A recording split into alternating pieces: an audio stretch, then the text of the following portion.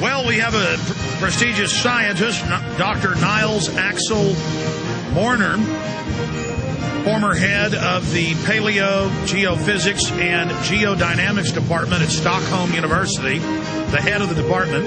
He retired in 2005. He is a critic of the IPCC, the handpicked scientist, and the notion that the global sea level is rising. Well, I'm no genius, but I look at randomly San Francisco sea levels that actually dropped the last 3 years. But, you know, that's just the local meters. I guess the UN will have to fix those. Hide the decline in the sea level. He is a critic of the IPCC and the notion that the global sea level is rising. And he currently spoke in Copenhagen at the Climate Realist meeting. And a lot of these events got disrupted by George Soros goons. Meanwhile, if you were accredited press at the UN events, and we're going to show some of this video in the background without audio, and politely ask questions about ClimateGate, men with guns came and they drag you out. So this is literally like the Soviet Union or Nazi Germany. Doctor, thank you for joining us. You're, again, an expert on sea levels, so the former head of your department before retiring. It's an honor to have you. Thank you very much. Well, tell us a little bit about your scientific background. You went to this meeting, why you're a critic of it, what's really happening with our oceans.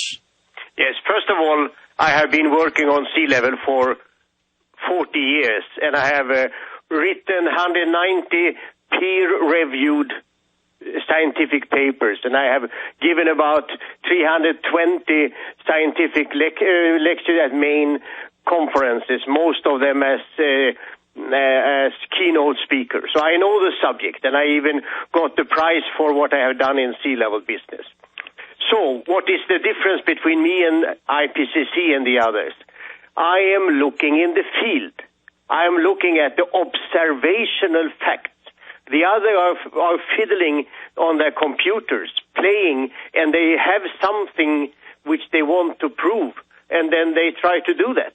I don't do that. I just let the nature tell me the facts, and from that I get a completely different story than they get.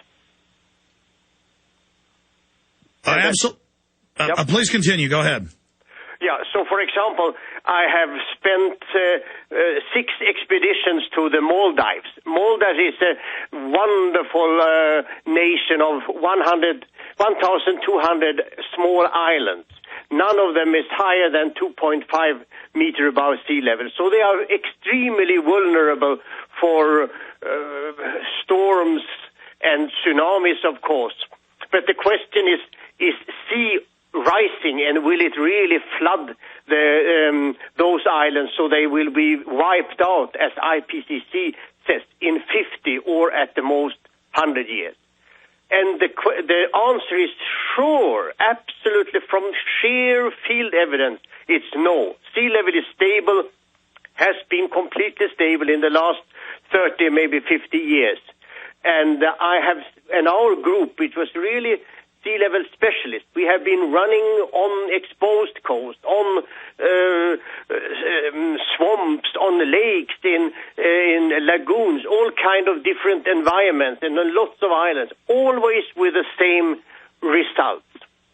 And then a couple of times we have something which tells very objectively. For example, we had a wonderful tree standing nearly out in the water, and it has been there at least for 50 years.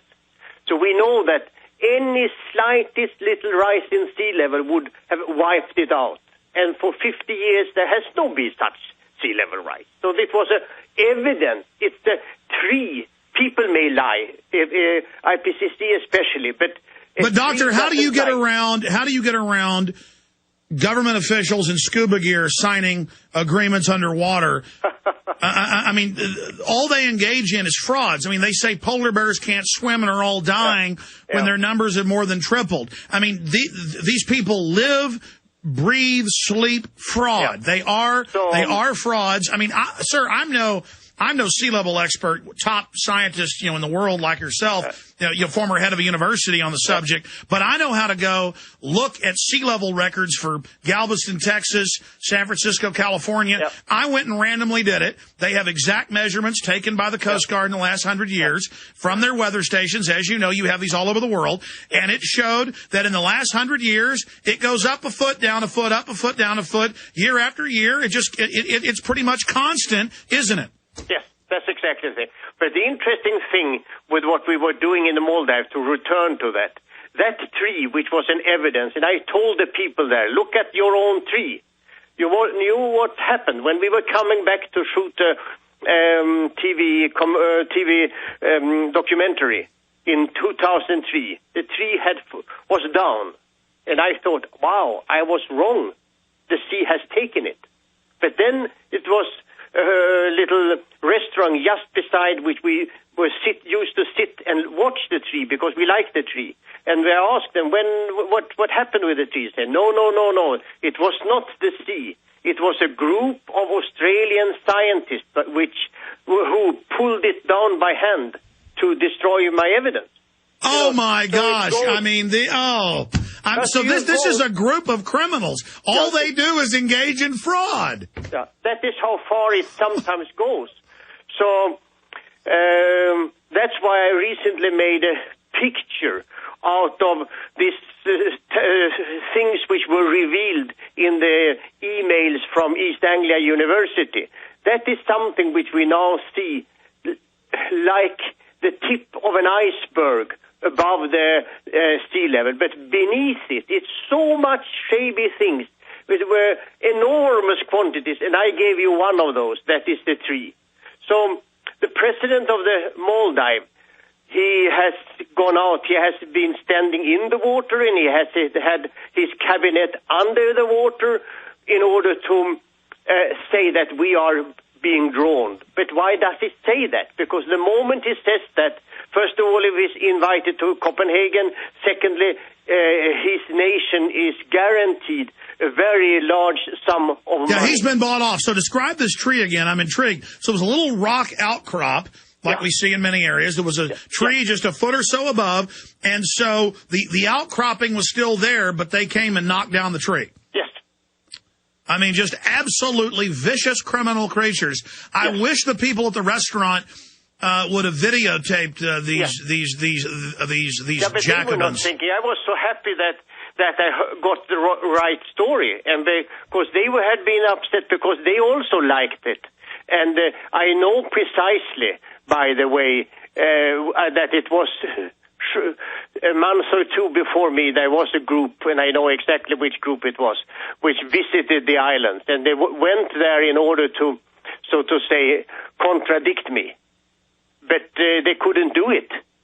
You ought to confront those. Which was could change my story, but they could cut the tree or pull down the tree. So this is how things are going. Then we have other areas like Tuvalu, which is an island in the Pacific, which is notorious because it's claimed that it's already in the process of being flooded. And that was the nation which was supposed to sue United States because you were supposed to put up the maximum carbon dioxide. Now they didn't do that because they didn't dare so. The fact is there that we have a measurement, a tide gauge, which have measured the sea level, the mean sea level for 30 years, and there is absolutely no rise. Absolutely no rise. Then the local people there, which is the note, what it is the Meteorological Observatory, so it's friends of IPCC. They, in their website, they take a photo of their observatory at high tide, it's green grass in front, and then they take the photo at extreme flooding, and then the water is at the doorstep. And so they show a storm surge. So they show it at low tide, knowing the public doesn't know there are tides. So those, if it is accidental storm, of course it has nothing whatsoever to do with the rise in sea level. It's just something which happened day up and down, which sea always is going. So well, Doctor, let me bring this up. To fool us. We have the other, Vanuatu, which is another area where they said that people had to leave the country because it was flooded. Again, tide gauges, the only thing we have, the only evidence is a tide gauge for 15 years, and it's completely stable. But that's what I'm, Doctor, yep. That's what I'm bringing up. And you went to Copenhagen. What is it like to stand face to face with people that know it's a fraud who just want to set up a global tax? I mean, they know it's a fraud. They know they're criminals. Is it because they just want research money? No, or are they fellow? Unfortunately, our group had its own meeting, and we could never face the other side. That was a very sad thing because we wanted to face them, but they didn't.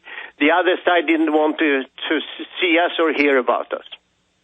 So that's it. So we went. Though they did media. send out some of their minions to disrupt some of your events. Yeah, but they couldn't succeed with that. They tried, but it didn't work very well. So they're behind armed guards, and then they send out their minions. It's very simple. If you have what you believe is the truth behind it, it's easy to make correct and strong wording.